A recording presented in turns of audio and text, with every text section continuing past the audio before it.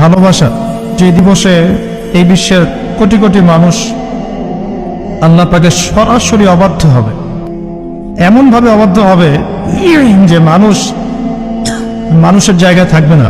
মানুষ তার প্রবৃত্তির পাশবিক দাসত্ব করবে। হারাম সম্পর্ক, কাছে আসার গল্প শুনেছেন? কাছে আসার গল্প কার কাছে? একজন গায়রে মাহরাম পুরুষ একজন গায়রে মাহরাম মেয়ের কাছে যাবে, এই হলো গল্প। যে ভালোবাসা বা যে আবেগ আল্লাহ এবং তার রাসূলের বিধানের অনুকূলে যায় না, সেটা কি করবেন? দুটো বিষয়। পবিত্র ভালোবাসা, আল্লাহ কর্তৃক স্বীকৃত বৈধ ভালোবাসা, এটা একটা। আর একটা এর বিপরীত শক্তি, শয়তান কর্তৃক স্বীকৃত ভালোবাসা। আমার কথাটা একটু গভীরভাবে বোঝেন। একটা হচ্ছে আল্লাহর পক্ষ থেকে স্বীকৃত বৈধ ভালোবাসা, এর বিপরীতে হচ্ছে একটা প্রবৃত্তিগত পাশবিক দাসত্ব, শয়তান কর্তৃক স্বীকৃত। কথা বুঝতে পারছেন?